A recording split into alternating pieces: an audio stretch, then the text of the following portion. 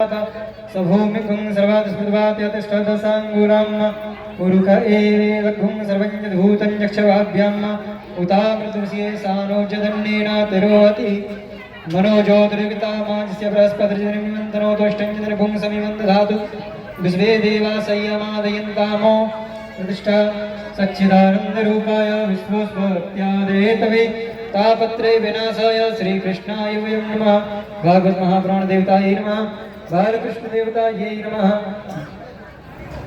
सुखदेवाय नमः। सुखमुखाद्रवसंयुतं पिबत भागवतं रसमालयं मूर्खो रसिका भूरिभाविकाः सुखदेवाय नमः।